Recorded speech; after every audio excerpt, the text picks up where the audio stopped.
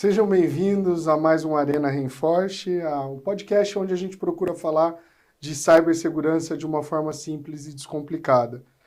Eu me chamo Amir Velho, sou responsável pela área de operações da Reinforce, que é uma empresa que está focada tanto na parte de marca, monitoramento, proteção, como também na parte de vulnerabilidade, como acompanhar o processo de vulnerabilidade a fim de você alcançar níveis de maturidade maior em sua empresa.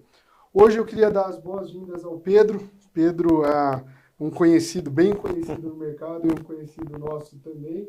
O Pedro é CISO e já passou por diversas empresas. Pedro, muito obrigado por ter aceito o convite. É isso, prazer é meu. Espero atender aí a expectativa e também deixar alguns insights importantes. Certamente. Pedro, além de ser uma honra tê-lo, é sempre muito legal quando a gente recebe alguém aqui, porque a gente acaba conhecendo o que vai além do profissional. E com pouco tempo que a gente estava conversando aqui, a gente teve chance de conhecer, eu particularmente, de conhecer mais. Eu queria que você contasse um pouquinho da sua história, como que você chegou até a área de tecnologia da informação, e mais especificamente a segurança da informação. Conta para nós um pouco disso, por favor. Bem, assim, eu na época de uns 15 anos já gostava da área de tecnologia, né? Tive um incentivo ali dos meus pais para investimento. Quando meu pai ele faleceu, eu tinha uns 16 anos, eu aproveitei uma herança que eu tinha e vim para São Paulo. Saí de Minas e vim para São Paulo e fiquei estudando um tempo aqui em São Paulo, me especializando, na época era Rede Novell, sistemas operacionais Microsoft, cabeamento estruturado, etc. E nisso eu voltei para Belo Horizonte, já voltei com uma proposta de emprego na Samarco Mineração, onde eu fiquei ali uns 18 anos, trabalhando diretamente com eles. E aí eu fui evoluindo no que a gente vai conversar hoje da parte de segurança da informação. Mas eu comecei com infra-redes, cabeamento estruturado, a parte mais de desenvolvimento de scripts naquela época, sabe? Montando, colocando a mão na massa. Colocando a mão na massa, Joia. realmente, todo sentido. É interessante porque a gente encontra com muito profissional hoje de segurança que seguiu essa carreira, né? Na verdade, acabou com redes ou com montagem de micros e foi exatamente o evoluindo que nesse aconteceu comigo. Eu já sentido, fui né? administrador de redes, toda aquela beabá de escala para você se tornar um profissional, a gente seguiu. Muito troubleshoot na vida, né? Não, Muito... fusão de fibra com chuva no meio da mina, Eita né? vida. Só com farol Do carro, da então. caminhonete ligada, né? Quem estava comigo sabe o que eu estou falando. Exato. Grandes desafios que vão além dos desafios verdade. profissionais. Mas o bom é que isso, de certa forma, nos molda, né? Traz uma questão de caráter, uma questão que vai muito além da questão técnica, certo? Verdade, é verdade.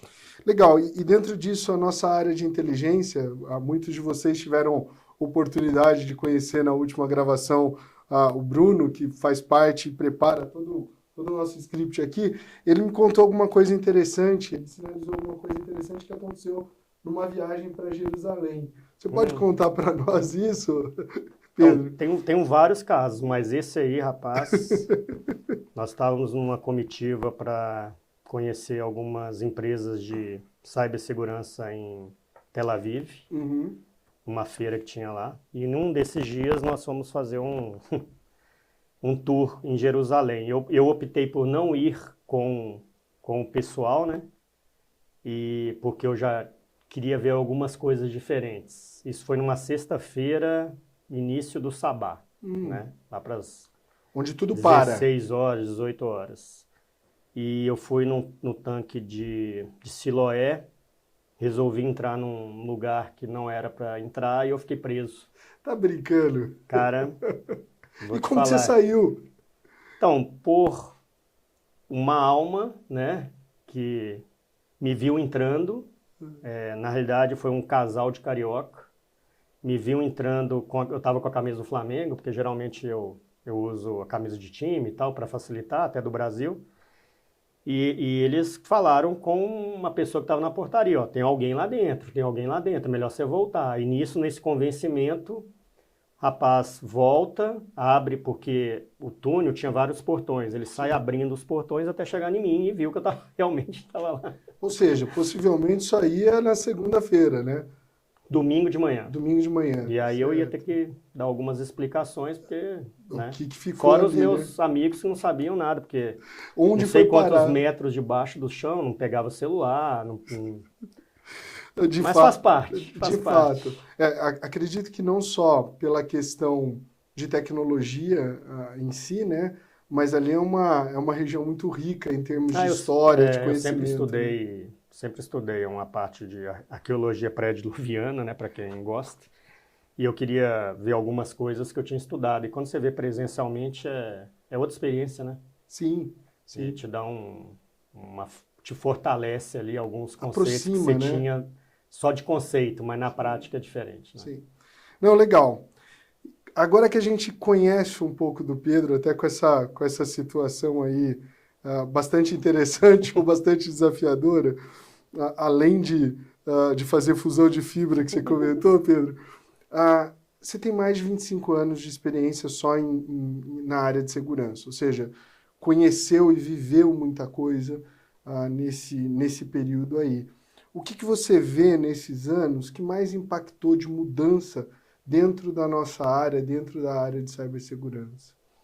Então, para mim, assim, o que me desloca um pouco é a velocidade que as ameaças são trazidas para as empresas, né? Existe uma evolução constante na quantidade de ameaças que você não consegue acompanhar às vezes, né? Você estuda, você se aprofunda, você pode ser o maior especialista, mas existe uma comunidade de fraudadores que tem muito mais conhecimento que a gente, né? Vamos reconhecer isso, que te desloca um pouco da realidade, Uhum. né? E aí eu sempre falo, ainda bem que a gente tem parceiros, fornecedores e fabricantes para nos ajudar, porque quando eu comecei não tinham tantos assim, principalmente de fraude. Uhum. E fraudes financeiras é onde que realmente há um investimento muito pesado, né, do crime organizado. Então você tem que ter um processo de modelagem de ameaça muito bem feito, porque tudo é reativo.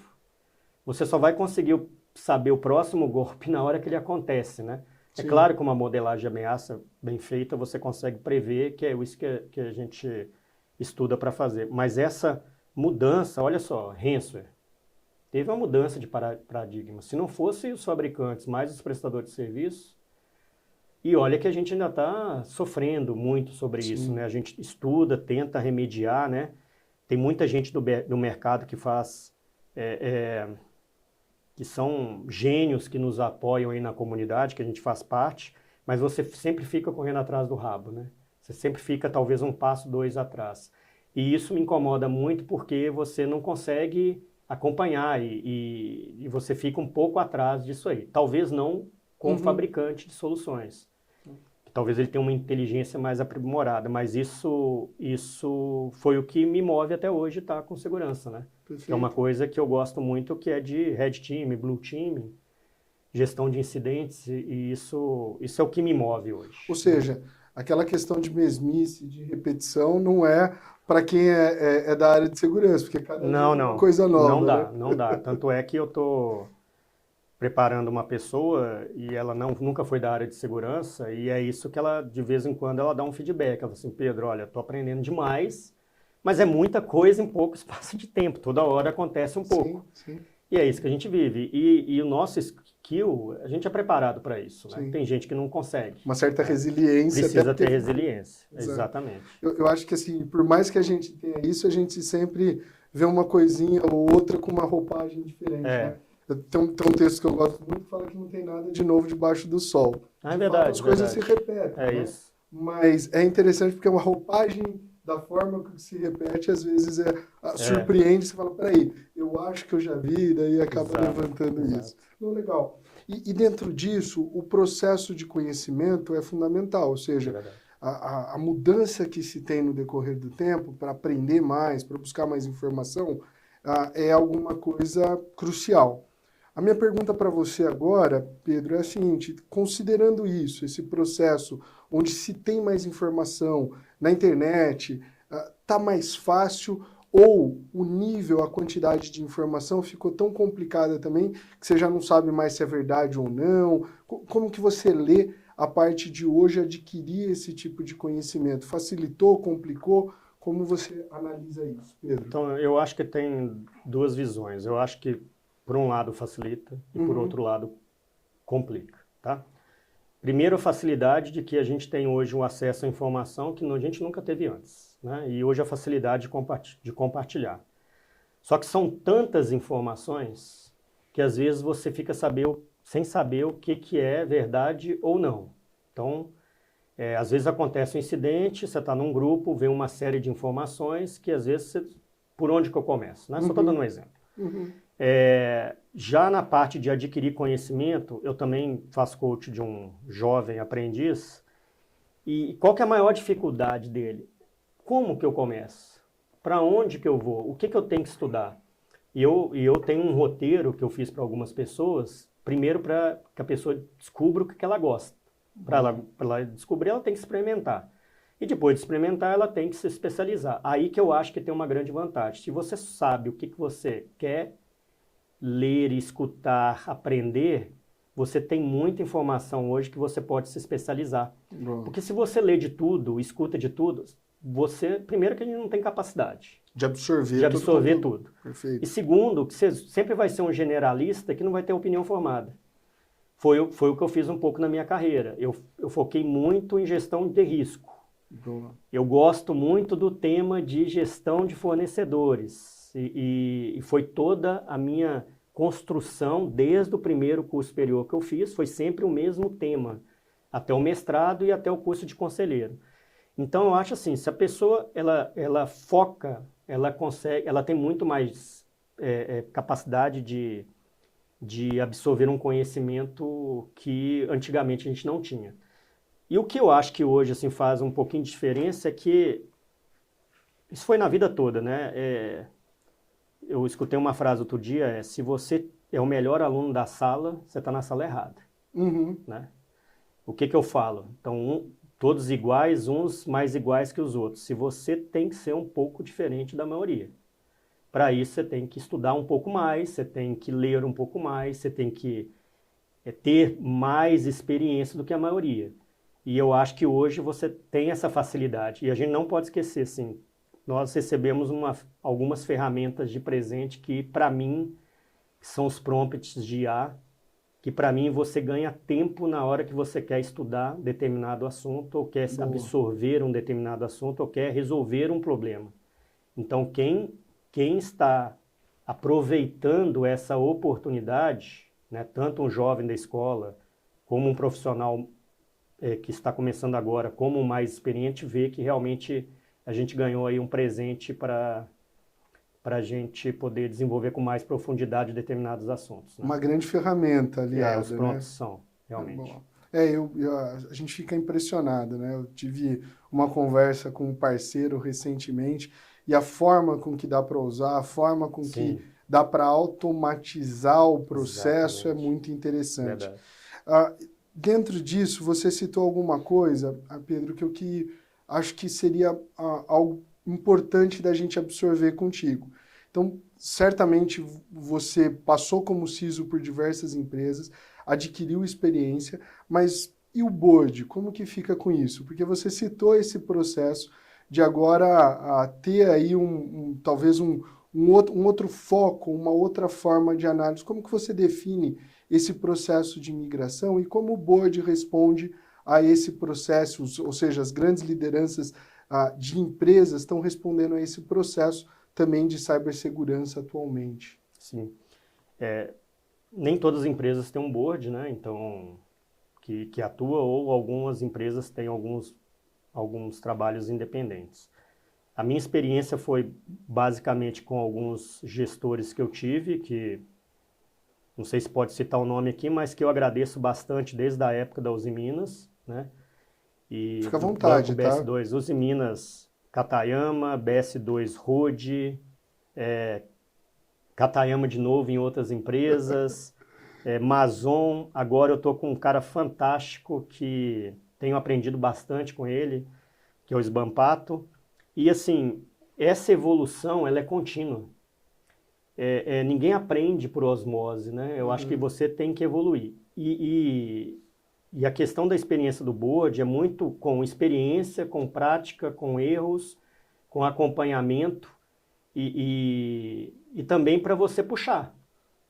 Então, por exemplo, às vezes você sabe que você não tem acesso ao board, mas você pode construir algum tipo de relação que, de alguma forma, você pode ajudar o seu superior imediato ou o seu board a tomar as devidas decisões. Tem uma música que a gente conhece que fala o seguinte, cara, quem sabe faz a hora, não espera acontecer. Eu Boa. gosto muito disso, da proatividade e do engajamento. Então, se você quer andar de bicicleta, cara, vai treinar, vai cair, mas vai andar de bicicleta, né? Pra aprender a andar de bicicleta, só estou dando um exemplo, né? Quer aprender a dirigir um drone, vai perder uns 4 drones, igual eu perdi já. Então, mas assim, você tem que testar, você tem que treinar. E eu acho que quem quer seguir nessa linha, né, de apoio do board, seja ele fazendo parte do board ou sendo um consultivo, precisa se expor um pouco, sabe? Boa, boa. E esse processo, a gente vê que muito disso se tem aqui no Brasil de formação. Você tem formação administração, você tem a formação muitas vezes técnica para apoiar, a formação em risco que ajuda, mas como que você vê as empresas absorvendo ou, de certa forma, consultando a esses profissionais? Deixa eu clarificar um pouco minha pergunta. A ideia é a seguinte, Pedro, existe a possibilidade de empresas muitas vezes consultarem esse tipo de profissional de uma forma as a service? Então, deixa eu entender aqui uma decisão importante que eu vou tomar. Ou você entende que é um processo mais contínuo de evolução ali no dia a dia, a pessoa precisa de fato estar inserida no contexto. Qual modelo que você vê sendo possível hoje, Pedro? Então, na minha opinião, eu acho que o modelo é o que funciona na empresa. Bom. Existem regulamentações, igual empresas precisam atender algumas regulamentações de mercado, em que elas precisam ter um board, ponto. Se vão ter alguma questão de cibersegurança, é uma coisa que nós estamos construindo, temos falado nos últimos anos, devido aos riscos que estão sendo apresentados. Não necessariamente a empresa ela quer ou está preparada para ter uma pessoa dedicada. Se formos pensar em empresas mais estruturadas e que já têm um nível de expertise, experiência nisso, à medida que eles foram construindo na linha do tempo o seu board, existem pessoas lá dedicadas para isso, ok? Certo. Então isso vai muito mais do tipo de empresa, do que a empresa quer. Às vezes é uma empresa que não tem necessidade. Às vezes é uma empresa que a essência dela obriga, às vezes obriga ou exige que tenha alguém para apoiar. Então assim, aquelas que têm por obrigação vão ter e vão utilizar. Porque dependem, muitas vezes, a responder uma questão regulatória. Legal. De bolsa, por exemplo, ou de regulatória de um órgão, FEBRABAN, de um Bacen, etc. e tal. Já as empresas que não têm, tem muita empresa que tem board independente. Ou a empresa é menor e tem alguns boards familiares, né? Vamos dizer assim. De novo, eu não sou aqui o dono do tema. Eu estou aprendendo ainda, como sempre eu vou aprender. E o que me abriu os olhos muito foi o curso que eu fiz. Tem vários cursos, eu acho isso muito legal no Brasil, então eu recomendo todo mundo a fazer um curso de conselheiro, porque eu tinha uma visão antes do curso, depois que eu fiz o curso, minha visão ela mudou totalmente. Então eu já tinha um pouquinho de experiência, eu já tinha algumas opiniões formadas, e na hora que você faz o treinamento, que são professores, né, renomados, aí você pega uma turma de 50 pessoas que já fazem parte do conselho, né? Tem experiência no dia a dia, estão ali do dia a dia. Isso. Cyber é um tema, mas que o conselho está focado na sobrevivência da empresa, por exemplo, nos riscos, etc. Então, essas empresas, às vezes, elas têm uma necessidade mais pontual. E aí a sua pergunta inicial, eu acho que ela é importante, é o seguinte, precisa ter alguém? Depende. Depende do grau que a empresa está, da maturidade. Posso contratar service? Claro que pode. A gente tem escutado muito do tema CISO a Service. Uhum. Qual que é uma das funções do CISO a Service? Não necessariamente eu tenho que ter uma estrutura aqui no board, eu posso ter uma empresa que Certo. presta esse serviço, porque tem um profissional já capacitado para isso, ter uma visão, porque isso é muito importante. Não é qualquer um que está ali dentro. Ele precisa ter experiência, ele precisa ter passado por algumas coisas, ele precisa falar a linguagem do board, ele precisa... Que não é a mesma linguagem Não técnica, né? A primeira coisa que ele precisa fazer é entender muito bem do negócio. Porque eu só vou aplicar um conhecimento se eu entender muito bem do negócio. E esse entendimento do negócio você não consegue de um dia para o outro. Uhum. Você tem que ir, você tem que fazer entrevista, você tem que conhecer o cliente, você tem que fazer uma série de coisas para isso. E quando a gente contrata um CISO a Service, que eu acho que é a grande facilidade que a gente tem hoje, é que você pode contratar uma pessoa especializada, uma empresa especializada, que pode te dar um ganho direto. Eu vou te dar um exemplo que eu sempre uso. Você não tem um médico em casa. Uhum. Você tem um bom plano de saúde. E seu plano de saúde tem uma rede de médicos. Eu não preciso ter eu não preciso ser o melhor de segurança dentro da empresa, mas eu posso ter uma empresa que seja a melhor de segurança para me apoiar. Boa. E aí eu tenho um leque de possibilidades para poder me ajudar numa decisão difícil.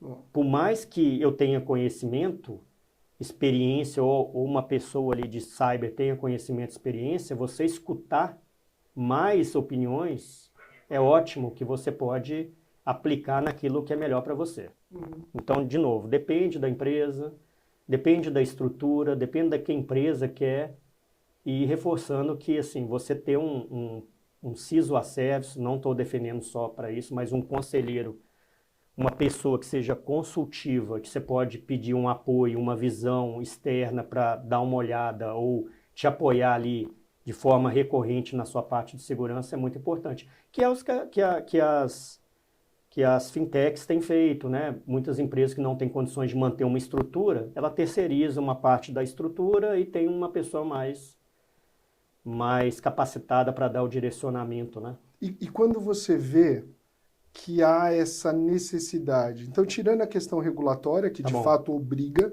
mas quando que você entende que uma empresa passa a ter a necessidade de algo mais formal dentro do processo de cibersegurança? Então, existem alguns gatilhos. Uhum. Primeiro é quando o conselho está preparado. Boa. Então, por exemplo, existe uma linha em alguns treinamentos de conselheiro que trazem alguns temas que são mais realidade. Uhum. Igual agora o tema cibersegurança entrou no escopo. Então, quando você começa a entender o que é cibersegurança e você faz parte do conselho, em algum momento você vai fomentar essa discussão, ok? Geralmente, algumas pessoas que fomentam isso são pessoas mais ligadas à parte de risco, ok? Então, esse é um gatilho. É o conhecimento, é o que eu chamo de letramento. Tá. Então, eu gosto muito de letrar a alta gestão, mas no sentido de, você sabe o que está acontecendo no mercado? Você sabe o que nós temos de risco? Você sabe onde que pode impactar? E você vai criando uma conscientização, não sei se eu posso usar a palavra evangelização aqui em cyber, mas você começa a criar uma cultura que essa semente uma hora ela vai brotar e vai nascer. Talvez umas vão nascer com mais rapidez, porque o solo é fértil, outras não. O segundo ponto é quando acontece um incidente. O incidente, infelizmente, é um processo dolorido, mas que traz uma resposta mais rápida. Então, eu vou te dar um exemplo de Ensina muito. Ensina muito. Então, assim, eu vou te dar um exemplo mais simples, mas que mostra a importância de quando a pessoa sofre um incidente. Uma pequena empresa, ali em Alphaville, ela teve um ataque ransom, porque eu não sei se vocês acompanham, a maioria dos ataques ransom são empresas de médio porte para baixo e que faturam milhões, né? Uhum. Padaria hoje fatura milhões, né? Uhum. Se você for pensar, né? E essa empresa, ela tem um conselho independente. Ela sofreu um ataque E esse conselho independente precisou agir, vamos dizer assim. E aí me chamaram para dar um suporte nessa questão. Você entendeu, assim, que talvez ela não precisa ter alguém, mas precisa de alguém para suportar e depois dar as orientações. O que não precisava sofrer um incidente. Se alguém tivesse a cultura ali, ia levantar a mão e falar assim, gente, a gente precisa ver como que está o nosso foco em cyber, porque é um risco. Antes, né? Então, o gatilho é importante e a conscientização é importante. Aí tem o terceiro gatilho, o quarto, que são leis, regulamentações. Perfeito. A parte jurídica ajuda bastante, né? Porque você tem que atender alguns casos. E alguma maturidade de alguém que já passou essa experiência. Né? Eu conheço várias pessoas aí que hoje fazem parte do conselho, inclusive amigos nossos, né? Que eu prezo muito pela amizade e pelas dicas deles, mas que quando eles fazem parte independente ou de um conselho, eles já trazem essa abordagem, o que é normal, né? O que faz parte. Porque a pessoa que não conhece, que eu falo que é ignorante, ela não conhece ainda o risco. Não tem como você cobrar. A partir do momento que você começa a ensinar, igual um filho. Meu filho, aqui na cozinha você não entra não, porque você pode acontecer um acidente, mas enquanto você não ensina, aí não vai até o dia que acontece alguma coisa, né? Então, para mim, são esses gatilhos. Tem mais, mas eu não vou conseguir acessar minha IA agora para poder falar todos. Na verdade, é aquela ideia de que ou é pelo amor, vendo uma... Ou pela dor, né? Isso ocorre bastante. Agora, existem outros gatilhos que são super importantes que eu não estou me lembrando agora. Não, e na verdade acho que existe uma gama muito grande, acho que até em cenários diferentes. Agora, considerando que muitas vezes, quando você vai para uma reunião dessa, dentro de um board, o board ali, ele não tem um conhecimento técnico, e a gente já viu aqui em diversas conversas que a gente teve que um dos principais desafios é a comunicação. Exatamente. Como adaptar a linguagem para a linguagem que o board entende de risco. Como fazer essa ponte, Pedro, na experiência que você tem tido, de aproximar a questão ali técnica de cibersegurança para alguém que está tendo uma visão geral, como você disse, não de uma área específica, mas que precisa dar atenção naquele curto espaço de tempo que você tem para defender um projeto ou defender ali uma necessidade da empresa? Então, a gente precisa também separar o nível de maturidade das empresas. Se você estiver falando de uma empresa que já tem um board, que é uma grandes empresas, que tem que atender regulamentação, o CISO ele já está preparado para isso. Tá? Quando eu falo de CISO, no pleno sentido da palavra, porque existe o CISO, que a gente acha que e existe a função do CISO, que como deveria ser, que é alinhado ao negócio, né? Que é outra discussão enorme. Mas, assim, cada empresa, ela tem uma cultura e um jeito. O que eu procuro conhecer? Como que é o conselho. Então, nem sempre eu vou fazer parte do conselho. E tá tudo bem. Tá tudo bem. Então, quem já passou por essa fase sabe do que eu estou falando. Todo mundo quer fazer parte do conselho. Até o dia que faz, e às vezes passa vergonha. E às vezes não sabe nem por onde começar, porque ele não conhece o negócio. E se tiver alguém no conselho que queira colocar você à prova, ele vai te perguntar algumas questões que não são de cibersegurança, que são de negócio, né? Então, primeira dica, assim, conhecer o seu conselho. O conselho tem vários tipos de maturidade. E a gente não pode esquecer que existe o conselho que é mais estratégico e o conselho que não está preparado, que é mais técnico, né? Então, conheça o conselho e conheça o negócio, igual eu já falei. Você tem que conhecer muito bem o negócio. E aí, você tem que se preparar para entender qual que é a linguagem que é falada naquele conselho, se ela é muito operacional, ou se ela é tático, ou se ela é estratégico. E aí que vem um skill. Eu tive dificuldade, eu tenho dificuldades ainda, porque são pessoas com interesses diferentes, estão ali com papéis diferentes. Às vezes ele não quer, está com pouco interesse em escutar sobre o assunto. E eu não vou falar que é só de cyber. Eu posso citar uns 4 assuntos aqui que no meu curso de conselheiro, o pessoal levava como importante e os próprios mentores falavam assim, cara, isso aqui não é importante. Cada um defendendo o seu, né? Sim. Mas assim, e aí que o skill entra. Aí que a experiência entra. Porque, assim, eu já tive apoio, e aí que eu agradeço muito as pessoas que me apoiaram, assim, ó, nós vamos, e se você entrar muito na parte técnica, deixa que eu te ajudo. Isso aconteceu várias vezes, porque eu sou um técnico. Eu gosto da parte técnica, e às vezes você vai falar de coisa que não faz nenhum sentido para aquele grupo. Não adianta você ir falar de ferramenta. Eu lembro muito bem que quando eu terminei meu curso de conselheiro, eu liguei para um amigo nosso,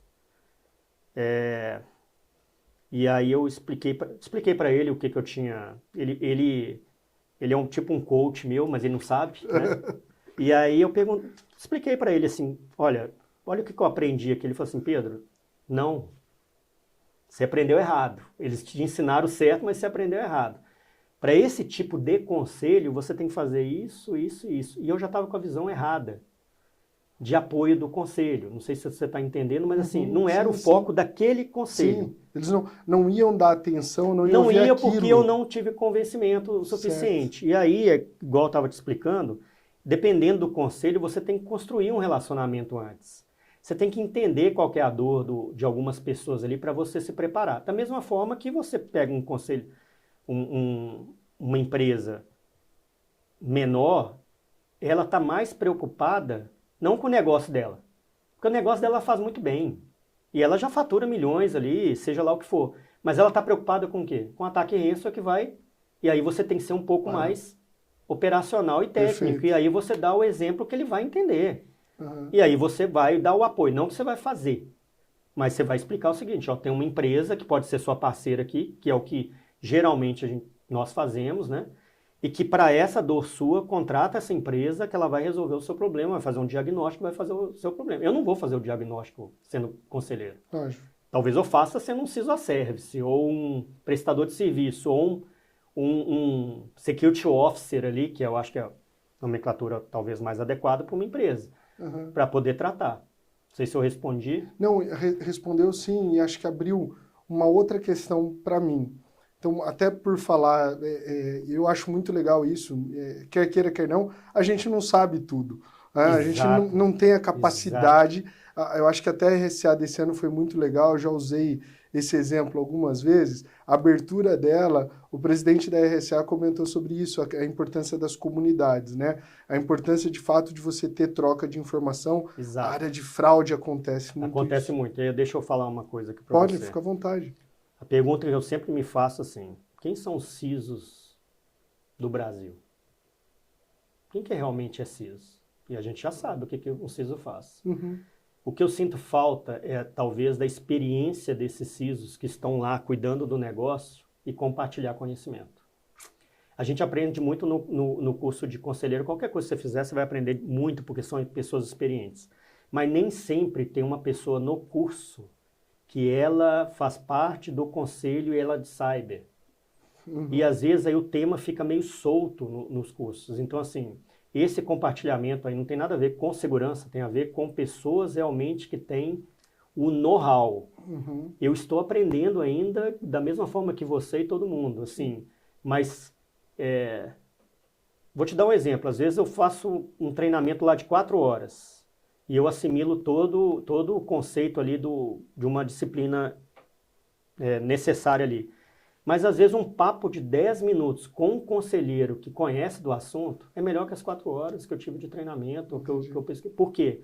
Porque ele tem uma gama de experiência. Exemplos, vivência. Da mesma forma que você tem, eu tenho, e cada um com seu que eu falo assim, com seu espírito de tratamento daquela situação. Cada um com sua essência. Para quem me conhece, sabe a minha essência, né? Para quem te conhece, sabe a sua essência. A essência, ela é boa para qualquer parte de uma empresa, né? Às vezes a empresa precisa de uma pessoa mais técnico-operacional, às vezes precisa de uma pessoa mais estratégica, outra com uma pessoa com sincericídio, outras sem, mais humanas, etc. Mas essa experiência é que a pessoa adquiriu durante o tempo e que com poucas palavras ela vai te passar. Isso eu sinto falta. Isso eu sinto muita falta. Consegue, na verdade, juntar exemplos de vida, vivência e consolidar. E tem muita gente que que acha que é meio mente brilhante, mas é porque passou um óleo de peroba na testa, né? Se acha, né? E aí você vai... Infelizmente, tem muito Infelizmente, na aí você nossa vai área também, né? conversar, você não consegue absorver nada, né? Além do outro extremo de mentira, que muitos falam que são e não são, ocorre muito disso, mas existe também um certo grau aí, uma certa escala, né? Daqueles que às vezes acham que são mais do que são. Acho que isso é normal em qualquer área. E eu acho que no Brasil a gente está criando um grupo de pessoas, né? Que eu acho muito interessante. Há 5 anos atrás eram poucas pessoas. Hoje eu chego num evento, eu já não conheço mais ninguém. E isso eu acho fantástico. Aí eu fico imaginando assim, olha o tanto de gente daqui 10, 15 anos que vão ser CISO, vão ser um Security Officer, vão ser uma pessoa parte do conselho, que vão trazer as experiências deles, né? Até porque o mercado é carente disso, Muito dessa posição. carente. A gente encontrar gente Carente, boa, né, muito para carente. conversar. E dentro disso, Pedro, justamente nessa questão de nunca a gente saber, ter a capacidade de saber todas as coisas, ou seja, ser humilde nesse sentido que você colocou, e até se colocou nesse ponto, o que você daria de dica para aquele CISO de fato, ou o CSO aí que está querendo, de certa forma, progredir para poder ter voz ou ter uma posição de conversar? Qual que é o caminho das pedras? Ou, se você está construindo ainda, como você citou, qual que é o caminho que você tem feito? Você fala, oxa, isso daqui eu consigo dar de dica para poder trilhar, ou para poder pelo menos começar no mesmo caminho. O que você falaria? Excelente pergunta. A gente já falou aqui, mas vou reforçar. Lembrando que, de novo, eu não sou dono da verdade, a gente trabalha com experiências de vida,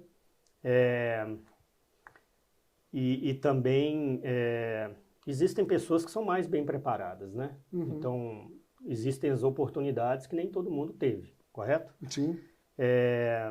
Então, o que eu acho, assim, e de novo eu falo, assim, eu ainda estou aprendendo. Eu tenho ainda falando de mim, eu tenho uma dificuldade que eu gosto muito da parte técnica. Uhum. Eu me aprofundo muito. E assim, na parte técnica, não de ser um técnico, porque eu não preciso ser especialista, mas de conhecer. E aí eu peco por não ter outros skills, né? Para você poder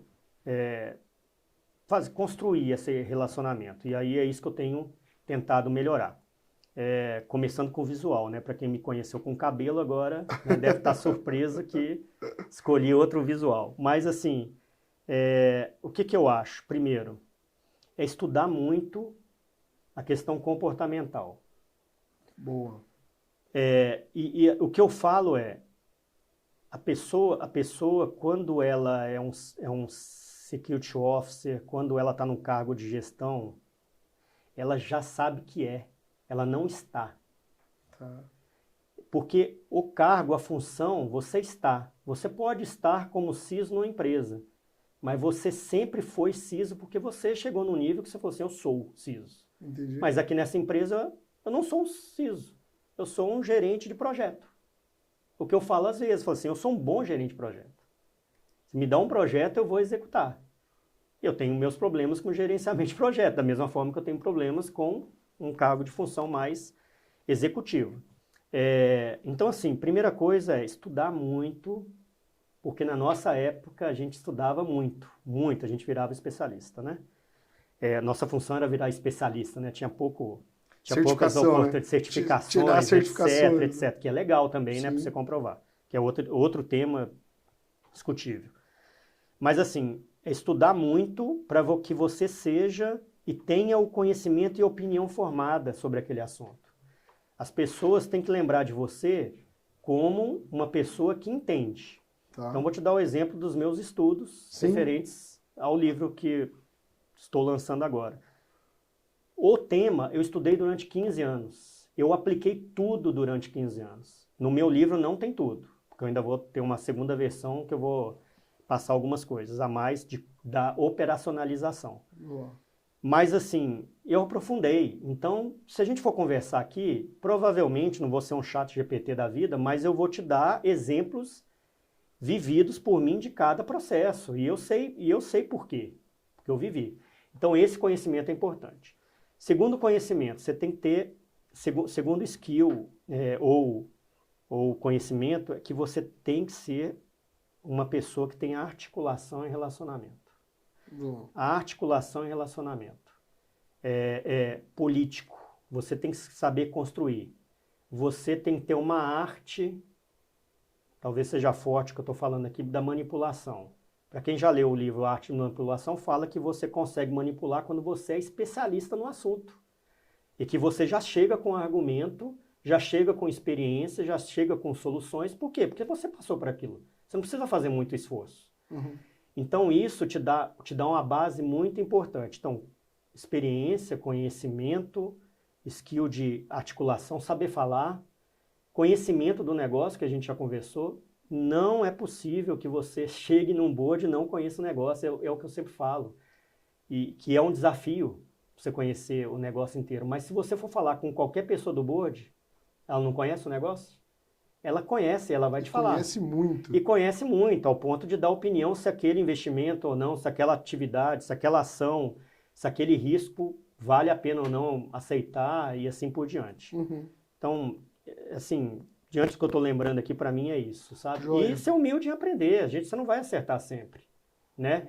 Você vai ter que exercitar. De novo, aprendendo a andar de bicicleta, você vai cair. Você precisa ter alguém para te ajudar. Peça ajuda também.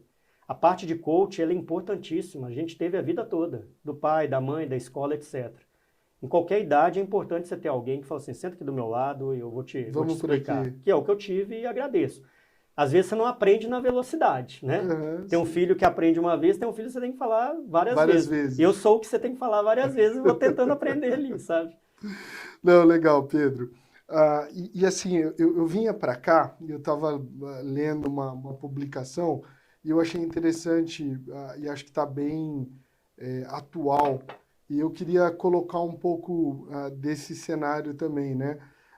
Até para como resposta a incidente. Recentemente a gente teve aí um incidente ou uma situação na última sexta-feira e de certa forma, sem entrar nas questões específicas e nem nas vendas, porque essa não é a ideia, mas eu queria, muitas vezes, esse tipo de tecnologia, ou seja ela qual for, não chega ao board.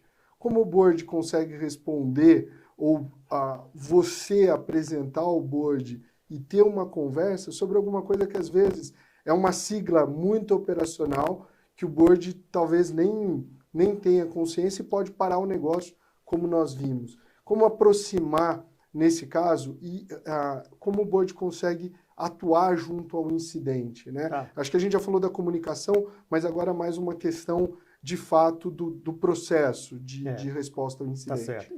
Então, vamos lá. Depende da experiência do board, depende do tipo do board, da empresa. Depende da empresa, da pessoa que está na frente, né? Certo. Mas não quero citar o exemplo de sexta-feira, eu acho que eu posso ser um pouquinho mais genérico nesse sentido. Primeiro, assim, eu acredito muito no letramento do board. Uhum. Uma empresa que já passou um incidente, ela já aprendeu. Então, isso é muito bom. É ruim pelo incidente, mas é bom porque a gente tem ali algumas lições aprendidas, tá? Uhum.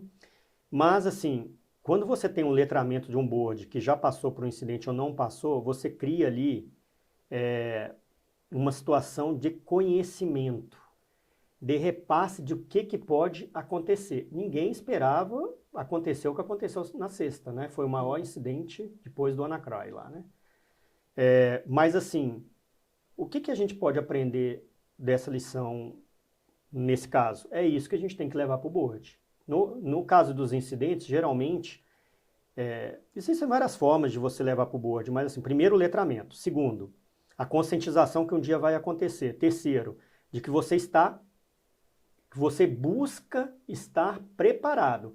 Se você não está preparado para ser proativo, você está preparado para a reação. Então, o pior caso é quando acontece um incidente que você fica de braço cruzado e não sabe o que fazer. Então, na hora que você sabe o que fazer, é rápido. Uhum. Se você está preparado para determinadas situações, igual muitas empresas estavam, é só seguir o processo, vai ter o impacto, vai ter o prejuízo, não tenha dúvida. mas a resposta ao incidente vai ser muito mais rápida. Porque teve gente que respondeu na sexta, dependendo do tamanho de incidente, tem gente que responde no mesmo dia. Teve gente que está até hoje, né? Não criticando a empresa que está respondendo, tá? Mas assim, e aí é uma coisa que eu acredito muito, é em teste de playbook, envolvendo a alta direção, os executivos, que não são da alta direção, e a operação. Quanto mais você testa, mais você testa, mais você... É impressionante que toda vez que a gente testa o playbook de Renzo, a gente acha uma coisa que não funcionou.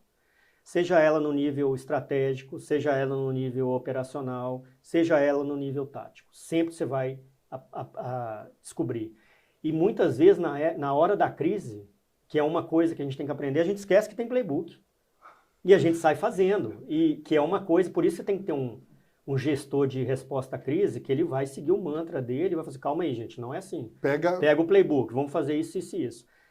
E o que eu acho que é mais importante, assim, para o board, é ter uma pessoa que fale, no momento do incidente, seja simples, seja transparente, não precisa vir com muitas coisas. Então, na sexta-feira, era 4 ou 5 horas da manhã, eu já estava com o relatório pronto do que aconteceu, no formato operacional, tático e estratégico, junto com meu amigo e líder imediato, né? Ele transformou aquilo na linguagem do board ou do linguagem estratégica e repassou os fatos, simples assim. Simples assim. E uma coisa que eu acredito muito no letramento e do teste, existem algumas empresas que fazem isso, é que na hora do incidente, poucas empresas fazem, só as mais estruturadas. Não é o momento de você entrar em desespero, de acusações, etc. É o momento que você está preparado e cada um sabe o que fazer. Não tem segredo. E ninguém fica estressando ninguém. Eu falo assim, não, esse aqui é o playbook XYZ, vamos deixar que fulano vai tocar aqui a parte operacional, porque tem um líder, a gente vai receber um status de 15 minutos, 1 hora, sei lá, o que fala o playbook, e que eles vão ter outras atividades para se preocupar, porque existem outras atividades, que é falar com o mercado, responder ao acionista e etc. Né? Excelente. Eu lembro até de uma RSA que a gente viu mesas discutindo isso, né? Então, como responder a um ransomware? Então, o que o cara de marketing vai fazer? Legal, é interessante isso, né? Legal. E aí, quando você chama a área, porque eu gosto de chamar as áreas de negócio, porque tem um playbook para as áreas de negócio. Se você coloca dentro de uma sala e começa a exercitar, você vê que realmente você está num letramento. Sim. Né? Outro dia eu participei de um teste de uma empresa que faz esse tipo de exercício, é muito legal, que é para você ver que se você não tiver domínio, vira o caos para alta direção. Né? Sim, ninguém consegue responder, ou fala demais, ou fala de menos. Acusação, é uma área contra a outra. Dentro disso, Pedro, e aproveitando o seu conhecimento também, acho que tem um ponto aqui que inclusive você comentou antes da gente começar a conversar, que é bem interessante. Quais são relatórios ou KPIs que você entende que são importantes de mostrar para o board relacionado à área de cyber? Ou seja, você tem aquele curto espaço de tempo, você tem que ser conciso, você tem que transmitir numa linguagem, você tem que entender o interlocutor, como você já citou, e o que falar? Quais são os pontos aí que você vai abordar olhando para relatórios ou KPIs que você tenha como acompanhamento no board? Então, olha só que interessante. Às vezes você tem uma opinião pré-formada do que você tem que levar. Mas eu falo, depende. Depende do que a pessoa quer e deseja escutar. Então, assim, nós que trabalhamos na área de segurança, a gente tem uma lista de KPIs que a gente usou na nossa experiência, e cada um aqui tem uma experiência positiva ou não, que você pode levar. Mas a pergunta é, você levaria o quê? Né? Por isso que eu falei que primeiro você tem que conhecer o seu board. Você tem que participar de algumas reuniões. Ou a pessoa que te representa, que eu acho que é muito importante isso também, às vezes você não está lá, mas tem uma pessoa que te representa. Ela tem que saber o que vai apresentar. Né? Então, assim, indicador não falta. Existem empresas que gostam de indicadores operacionais e é legal você entrar num board que quer saber quantos incidentes eu tive, ou tentativas. É um prazer mostrar, olha, eu tive tantos. Foram Mas mitigados? tem board que vai te perguntar assim, nós estamos no nível de investimento em que a gente tem um ROI adequado para o investimento de segurança e por cliente? Qual que é o valor que eu gasto por cliente? Esse é o valor que eu deveria gastar ou estou com um custo maior que o meu concorrente, tal, que tem outra ferramenta? Então depende muito da maturidade. Certo. Mas, de novo, essa maturidade vai te dar indicadores. Então, vou te dar um exemplo. Geralmente, assim, é um assunto que eu gosto também bastante. Não sou o melhor assim, a melhor pessoa para falar de indicadores, porque eu realmente gosto de indicadores. Se eu te mostrar os que a gente tem, e hoje estão surgindo ferramentas muito interessantes que ele te mostra o que a gente tem dificuldade de mostrar. Não vou falar ROI, a gente fala de ROI em segurança, eu desde o dia que eu nasci, eu não consigo, né? Ou consigo, mas da forma que o mercado mostra, tal. Mas a partir do momento que você conhece o board e ele te fala o que ele quer ver, fica muito mais fácil. Então não entre na soberba de falar assim, não, vou mostrar isso, isso e isso. Vai lá no board, conversa, que tipo de indicadores vocês precisam? Vocês precisam de... Eu gosto muito de risco. Porque o risco ele vai direto no que a gente precisa trabalhar. Tem risco, é esse o indicador, não tem risco, é esse. Mas vão ter pessoas do conselho que vão querer. Sempre tem uma pessoa assim que eu gosto muito dessa pergunta, talvez alguns de vocês já devem ter escutado, mas alguém do board vira e falou assim, eu tenho uma lista, eu fiz uma lista, deve ter umas 200 perguntas que o board pode fazer. Tá. E geralmente quando eu entro numa empresa eu compartilho essas perguntas para o board ou para o meu diretor imediato, né? Tem uma pergunta lá que eu vejo quase sempre. Você está tranquilo? Quais são os nossos riscos? Nós estamos seguros, etc. Não que você vai responder com uma forma padrão de resposta, mas o indicador vai te ajudar. Lógico. E às Vai vezes embasar. ele vai querer ver um indicador estratégico, ou um indicador tático, ou um operacional. Geralmente, quando eu entro, eu tenho todos. E, por incrível que pareça, nessa fase que eu estou agora, na empresa que eu estou trabalhando, a gente está discutindo o que seria mais adequado. E é uma discussão que não é de um dia para o outro. Certo. Você vai mostrar vários tipos de indicadores, às vezes a gente vai discutir, cara, isso aqui está legal, mas tem informação demais, esse aqui não reflete a realidade. Às vezes você tem uma empresa que tem várias outras empresas que indicadores são diferentes, você precisa juntar. Uhum.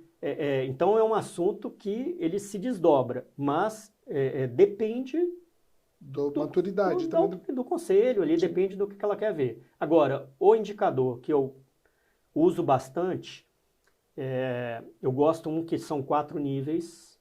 Então eu mostro a questão de risco, Tá. que é o que a gente trabalha. A gente é uma área de risco, a gente trabalha com riscos. Sim. E eu mostro, e o outro que eu gosto bastante é o quanto eu estou ajudando a organização a sobreviver. Tá. Eu tenho alguma coisa que eu possa ajudar? Não está relacionado à mitigação de riscos.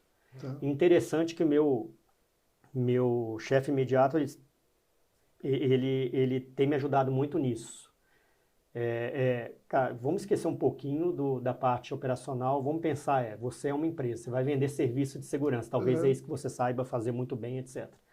E aí na hora que você vira a chave, você consegue pensar na empresa como vendendo um serviço de segurança ou alguma coisa acoplada de segurança. E isso muda um pouco o seu foco, a abordagem. Muda totalmente, porque você começa a pensar em indicadores que você nunca iria pensar e que não tem nada a ver com cyber. Né? Estão muito mais próximos ao negócio do que Exatamente. efetivamente a... E aí é muito interessante. Pede para alguém te mostrar os indicadores. Pede para um sítio te mostrar os indicadores. E quantos indicadores de negócio tem? Acho que isso é até um bom termômetro de qual é a maturidade. Pergunta, tá bom, mas qual que é o indicador de negócio? Tira risco, tira isso aqui, ataque, não sei o que, incidente. O que qual sobrou? que é o indicador de negócio que você tem que vai te dar uma abordagem? Às vezes é um. É um indicador, sabe? Boa, Pedro. Pedro, eu já estou caminhando aqui, até pelo nosso tempo para o final, mas eu queria, fugindo até um pouco do script, fazer 2 pontos aqui. Um, que acho que não dá para passar, esse está, de fato, no meu script aqui. Tá bom. Mas tem uma outra pergunta que eu queria deixar. Você, saindo um pouco da questão do board, você falou que passou em diversas empresas e que você gosta dessa área de fraude. A gente teve Gosto tanto no muito, começo da muito. conversa aqui, como tu antes a oportunidade. Lógico que guardadas os devidos sigilos, tem algum caso que você tem? Eu gosto muito de casos. Tem algum caso que você se lembre e fala, esse caso aqui foi desafiador, ou foi um caso extremamente que tomou tempo ali para você identificar uma determinada fraude, ou até engraçado. Você tem algum caso assim que você se lembre de pronto, que seja interessante? Assim, eu acho que a área de fraudes, de cyberfraudes, te dá insumos todos os dias, né? Exato. São muito criativos, né? São muito criativos. E assim, eu aprendi muita coisa com o Juliano, que hoje está no BMG, Uhum. e a gente trabalhou muito junto nesse sentido, mas também no BS2 tinha muita coisa, porque a gente construiu um motor de fraude interno lá, depois foi para o mercado. Mas assim, o que me tira o sono é quando envolve insider. E hoje você sabe, né? Você contrata uma pessoa de atendimento por 30 mil reais, que é geralmente o salário médio dela é 3 mil, ela ganha um ano de salário e ela te passa as informações. Um desenvolvedor na faixa de 50 a 100 mil, nós tivemos uma reportagem semana passada, prenderam uma quadrilha que aliciava o valor 100 mil reais, né? Mas assim, o que aconteceu? Crime organizado, insider, no momento de uma mudança, véspera de feriado, esse insider já estava com tudo preparado. Na mudança X, ele incluiu a mudança Y, ele mexeu no código. E aí eu não vou entrar no detalhe aqui por que passou, por que não passou, Lógico, porque nem vê o o caso. processo existia e não vem ao caso, então o meliante está ali para burlar processo. E nessa fraude, ele permitia que a pessoa acessasse a conta do cliente, mudava as configurações de mudança de dispositivo, então ele invadia, mudava o dispositivo e fazia a transferência. Isso numa questão de sexta-feira até segunda. E a gente só foi descobrir na segunda. Porque começaram a reclamar e bombou. Não vou entrar porque foi até segunda-feira, mas Lógico. aconteceu isso. Isso aí tira do sério, porque o crime realmente ele é organizado. Isso é um caso mínimo, mas assim, o que me assustou mesmo foi uma época que teve uma fraude, eu não sei se você lembra, que o fraudador ia no caixa e o dinheiro cuspia. Uhum. Uhum. E aquilo ali, você, Uhum. tipo assim, o que eu vou fazer nesse momento? Bloqueia as contas, bloqueia, saque, faz... Urgente. E ali que a gente foi ver que era muito mais sofisticado, né? Que era dentro, talvez não só do banco, mas também dos caixas eletrônicos, né? Isso acontece muito também em operadora, né? Eu tenho conversas aí, amigos, e falo assim, o quanto que é Não, aliciado você o lembra profissional do interno. ataque via SIM card? Sim, Só podia ser feito se tivesse direto, alguém. dentro. Que hoje eu acho que morre com isso, sim, né? Mas assim, para você ver, então, isso aí para mim, eu tenho várias experiências, assim, nesse sentido e que dá para escrever um livro, porque todo dia... E o legal é que você só vai aprender na modelagem de ameaça. Sim. Você vai pegar e falar assim, como que esse cara conseguiu fazer isso? Como que o fraudador? Aí você vai fazendo a modelagem de ameaça e descobre, foi aqui. E aí você vai melhorando os controles. Isso que eu ia falar, isso é retroalimenta Retroalimentação para que possa... E hoje o que a gente vive muito é do comportamento, né? Já tem uns 5 anos que a gente fala sobre isso. Existem ferramentas fantásticas no mercado que você pode contratar para comportamento e você é muito mais proativo. Uhum. Que antes a gente não pensava muito, mas você coloca ali aquela ferramenta, aquela solução com um pouquinho de inteligência artificial ali, ele já está vendo que você não faria um tipo de compra, ou não estaria naquele local, ou a mudança de dispositivo poderia facilitar. Você quer ver um exemplo disso? A Febraban, a Bacen mudaram a regra agora do Pix. Hoje saiu uma notícia, né? Mas por quê? Por causa de um tipo de ataque e que agora você vai ter que cadastrar o telefone. Eu ainda não tive tempo ainda de analisar, mas é isso, você vai se adaptando. É de forma reativa? Mas já vai ajudando. Imagina a quantidade de tipos de ataque, né? Certamente porque você tem que usar isso como uma entrada até para reduzir, para você ter aumento de maturidade no processo. Exatamente. Né? E hoje o que eu acho que a educação Por que tem países que caem menos em fraude? É por causa da educação do cidadão. Brasil, É impressionante a quantidade de pessoas fragilizadas que caem em fraude, né? Uhum. Quem não comprou o ar-condicionado de R$ 120 do cara da Havan? Uhum. Apesar que ali eu acho que tem muita coisa comportamental, a gente tem um pouquinho de ganância e de desejo de ter as coisas mais barato, mas aquilo ali estava na cara.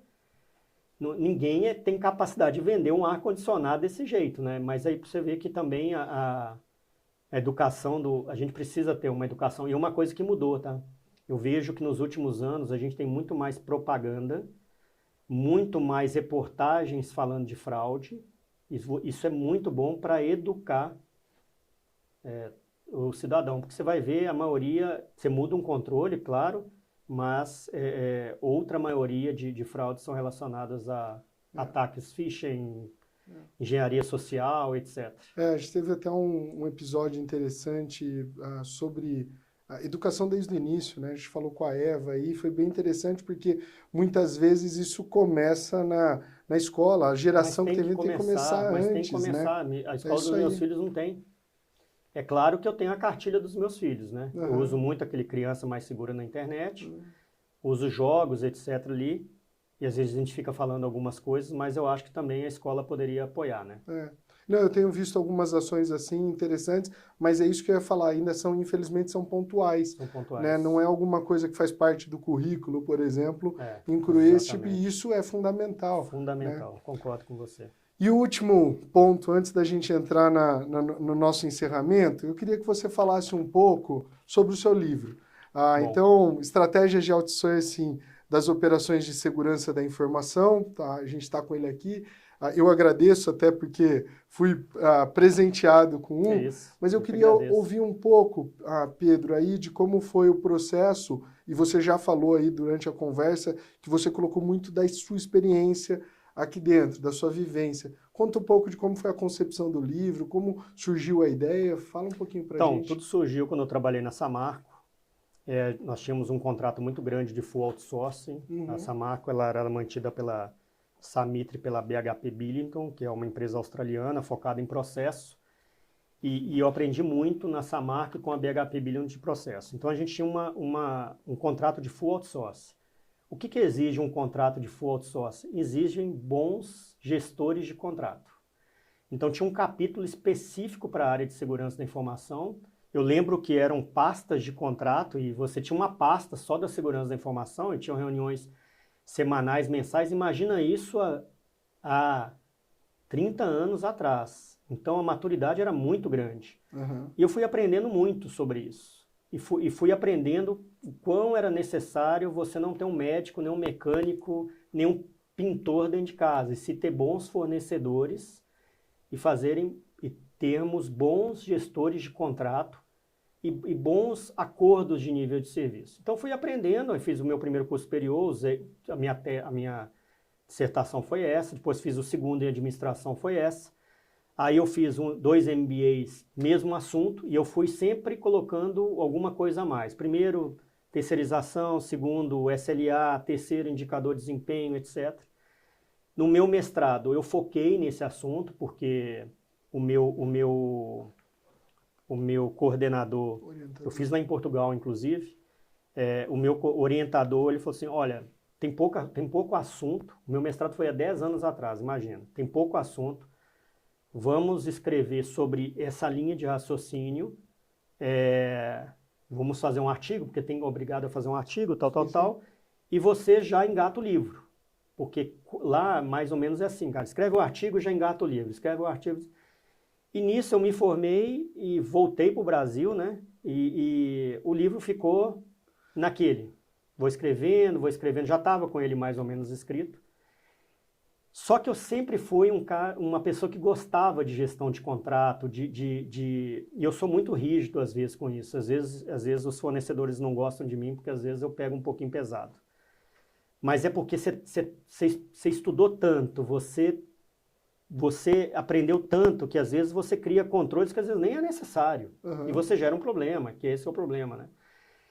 E aí, quando eu cheguei no curso de conselheiro agora, no passado, um dos professores perguntou se eu tinha algum livro, tal, eu expliquei, ele falou assim, então vamos fazer o seguinte, o seu trabalho de conclusão vai ser em cima do seu trabalho, você segue uma metodologia, então tinha uma metodologia, eu fiz de novo uma pesquisa só para atualizar, fiz todo um trabalho acadêmico para ver se tinha assunto relacionado ao tema, tinha vários assuntos, mas livro mesmo não tinha, inclusive continuei me baseando no livro do Axel Rose, mas não é o cantor, mas é a pessoa, tô brincando, né, Axel Rose, mas é o Axis, e eu converso com ele tem há 10 anos, e eu liguei para ele e falei assim, você se importa de eu fazer um livro baseado no que você escreveu?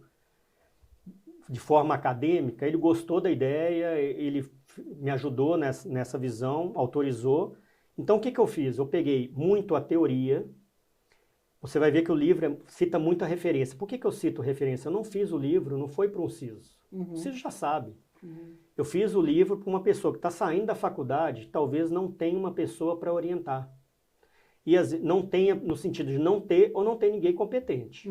E o livro, o que o livro foca? O livro foca o seguinte, você não tem um médico em casa, você tem um plano de saúde. Por quê? Porque a sua saúde ela é mais importante, você precisa ter uma gama.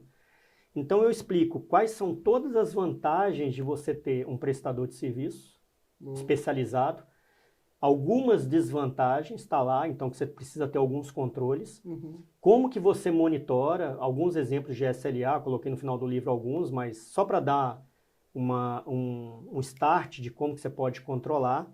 E os riscos, também coloquei risco, do full outsourcing, do multisource, se você tiver multisource, etc., baseado na minha experiência. O livro não entra na discussão de determinadas pessoas que gostam de internalizar.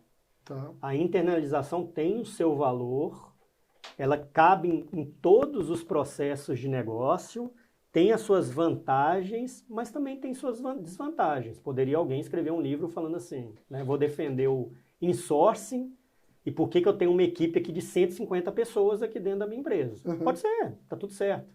Mas no meu caso eu resolvi ir por essa linha por causa da experiência que eu adquiri e das ferramentas que eu também desenvolvi para desenvolver, inclusive, a maturidade. Qual a conclusão que a gente chega? Quanto mais você cobra, mais você cresce e mais a empresa cresce. Eu tenho feedback de empresa falando assim, Pedro, cara, que eu subi de nível de serviço, talvez eu não ia conseguir contratando uma pessoa especializada. Você fez eu subir aqui o nível de serviço que eu não tinha antes. E às vezes ele não tem condições de atender. E às vezes está no contrato. E nem sempre, toda vez que você abre o contrato, eu falo que às vezes quando você precisa abrir o contrato é porque a parceria já acabou, né? O contrato é mais uma questão jurídica que você precisa ter. Mas o parceiro seu, que eu falo muito, se a pessoa é parceira, ela vai entender o nível onde você quer chegar. Então o livro ajuda o acadêmico que está chegando agora, ou o seu colaborador que precisa aprender, fala assim, cara, dá uma lida aqui e vê se faz sentido. E de novo, eu não sou dono da verdade.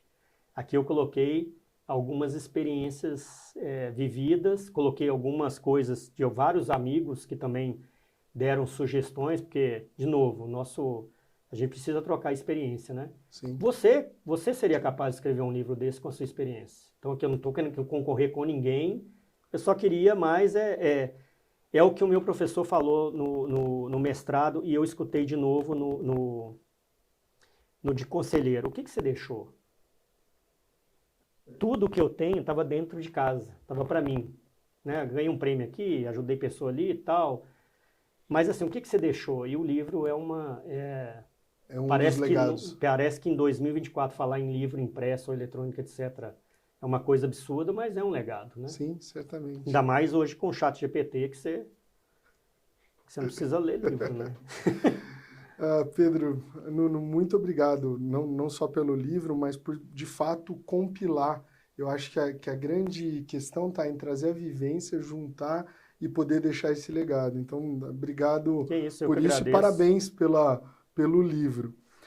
Dentro dessa ideia de deixar legado, a gente está começando um quadro novo, além de todo o design novo aqui do estúdio. Muito legal. A gente está, é a primeira oportunidade, mas a gente está começando uma sessão nova aqui dentro do podcast, onde a gente procura fazer perguntas para as pessoas do dia a dia, né?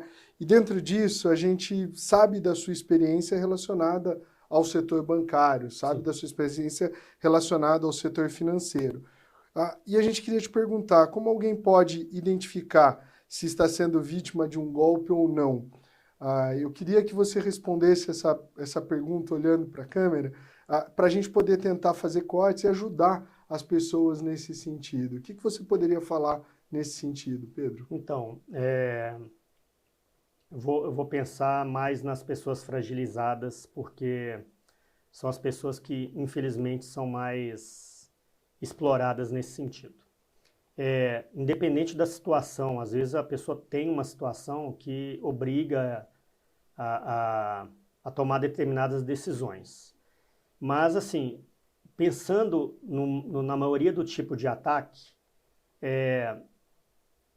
uma coisa que a gente não tem a cultura ainda é não clique em qualquer link. Né? Eu estou falando coisas que a gente fala todo dia, para isso que a gente tem que repetir aqui, né? Igual um filho, a gente tem que falar todos os dias.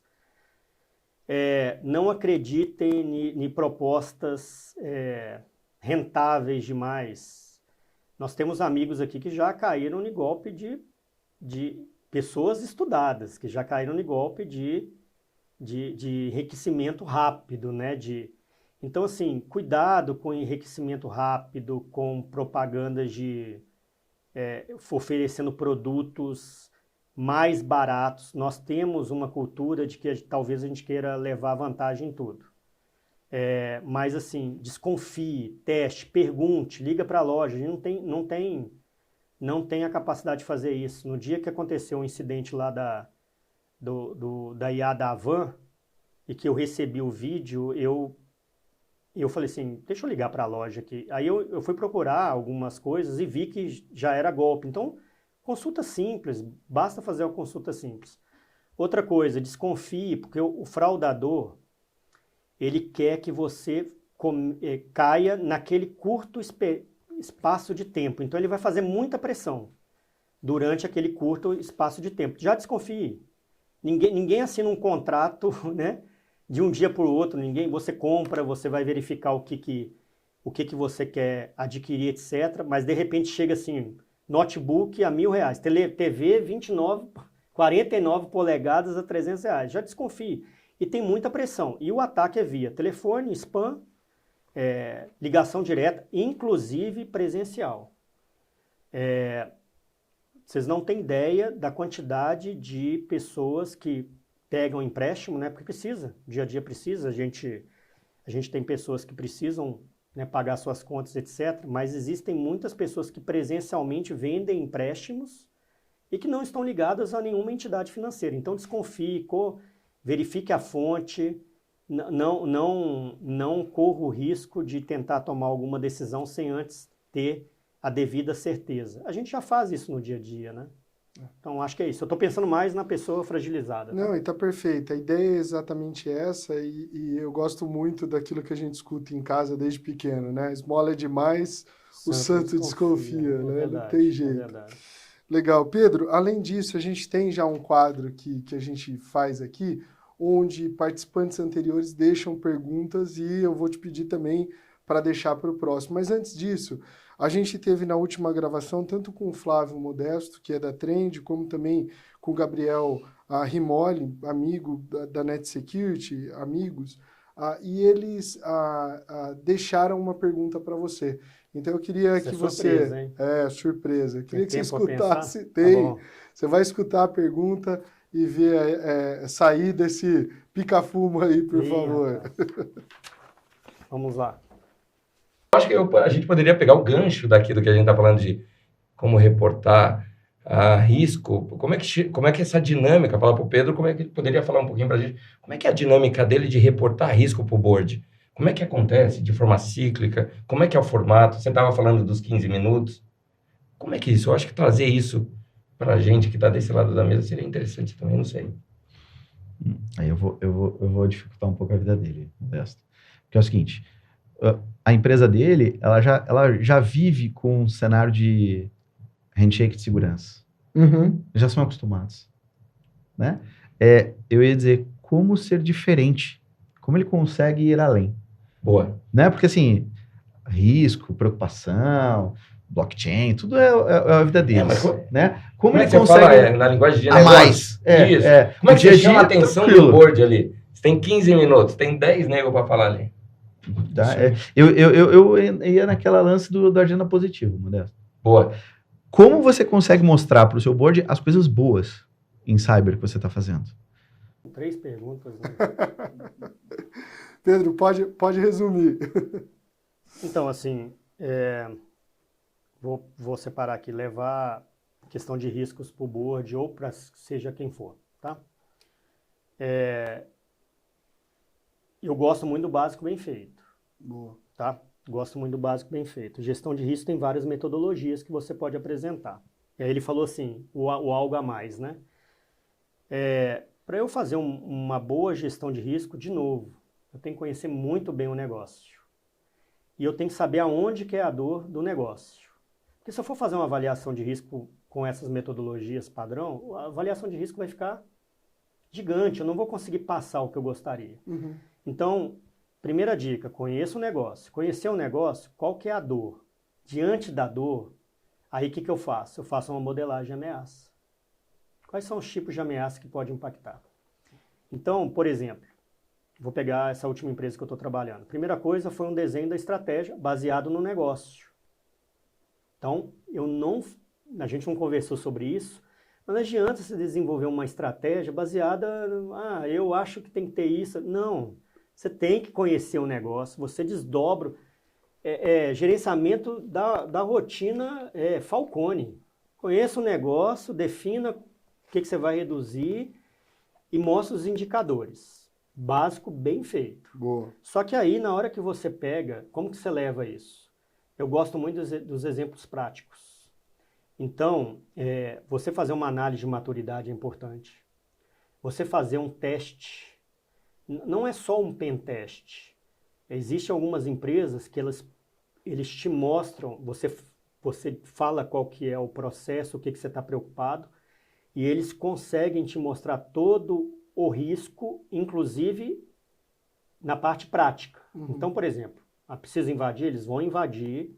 Não precisa invadir a máquina do presidente e passar o arquivo. Não tem necessidade. Principalmente sem conversar com ninguém. Não tem necessidade, mas você consegue mostrar uma série de riscos.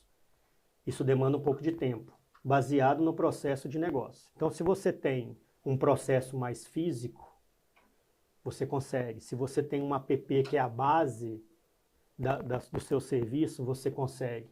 Se você já conhece o negócio e entende que aquela business unit ali é um processo crítico de negócio, você consegue dar um foco maior no que poderia impactar. Então, aí você separa top 10 e do top 10 um top 3 ali, que é onde você vira e fala assim, olha, risco tem à vontade. Agora, esses 3 aqui, Não só dá estou pra dando um passar. exemplo, né? Pode ser 2, pode ser 1. Sim.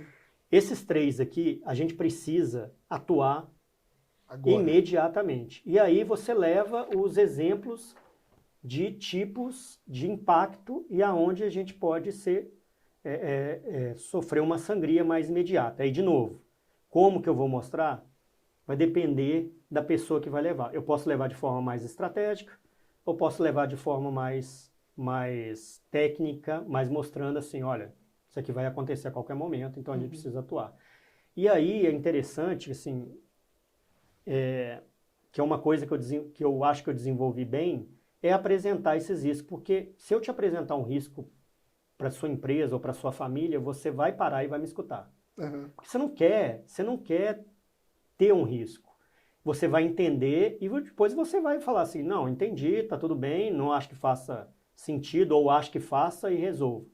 Mas assim, toda vez que a gente faz o básico bem feito de levar os riscos na linguagem certa, todas as vezes você tem um patrocínio.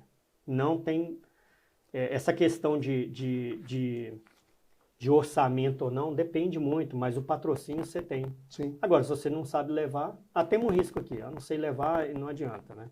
Não sei se eu respondi, mas Não, podemos discutir mais sobre o assunto. do mesmo jeito que acho que você respondeu, eu vou pedir para você deixar uma pergunta agora, olhando para a nossa câmera.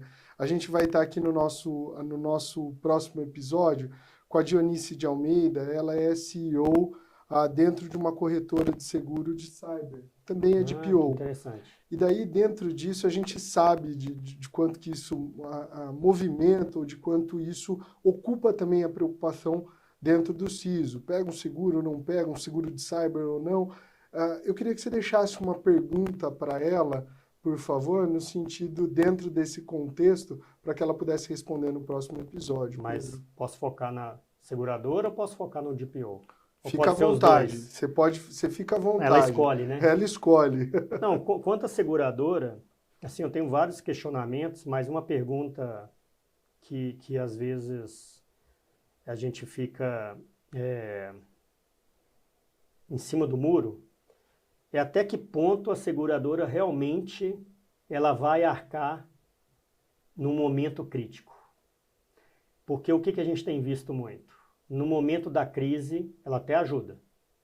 Mas depois parece que é uma caça às bruxas, vendo se teve algum problema que não está relacionado ao contrato. E às vezes a seguradora vai entrar com uma questão tipo assim, pago ou não pago, por causa que você falou que tinha 100% de máquina com antivírus e o ataque foi de uma máquina que não tinha, a gente sabe que é impossível. Ou às vezes pode acontecer de um servidor subir sem algum controle de segurança. Isso é uma coisa muito... É igual você ligar para o seguro do carro e o carro virar, a seguradora falar assim, então, você não tem direito. Isso você só vai descobrir depois do incidente, né? Então, isso é um ponto. Agora, quanto à parte de DPO, aí ela pode escolher, assim, até que ponto ela acha que o DPO tem que ser um CISO ou diante das mudanças que ocorreram agora com a NPD, que existe algum conflito de interesse que deveria ser separado.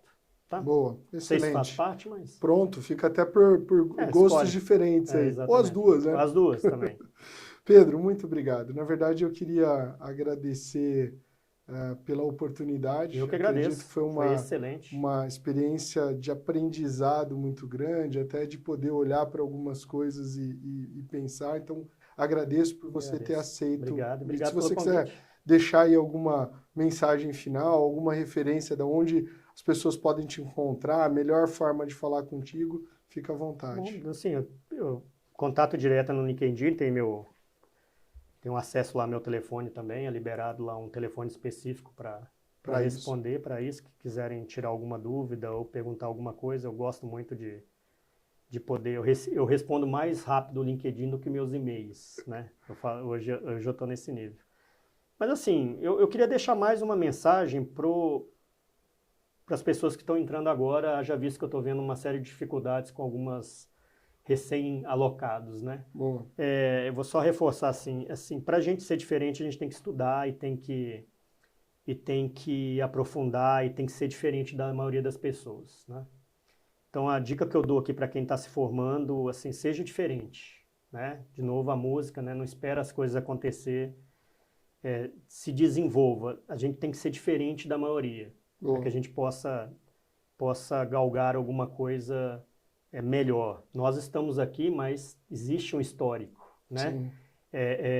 Então, a partir do momento que você está feliz com o que você está fazendo, fica muito mais fácil de você se desenvolver, mas nenhum desenvolvimento, todo desenvolvimento na realidade exige esforço. Então se esforce, seja diferente e abrace que lá na frente você vai colher os frutos. Nenhuma árvore dá um fruto de um dia para o outro. Ela tem que crescer, demora 4, 5 anos, dependendo do tipo de árvore, onde ela vai dar um fruto excelente. Existe um processo de cultivo. E aí tem um processo de cultivo. É a terra, o tipo de água, é o adubo que você está recebendo, é o tipo de sombra que você está recebendo, é quem está te ajudando. Então, eu deixaria esse foco para... que são as pessoas que vão estar nos contratando daqui a uns 20 anos, 10 anos, né? Exatamente, Não é isso? exatamente. Pra você deixar um legado, né? Pedro, muito obrigado. E você que nos acompanha, nos escuta, obrigado por participar desse Arena Reinforce. Aproveita aí para seguir e também para dar um like, fazer seus comentários. E eu fico por aqui. Nos vemos no próximo Arena Reinforce. Até mais.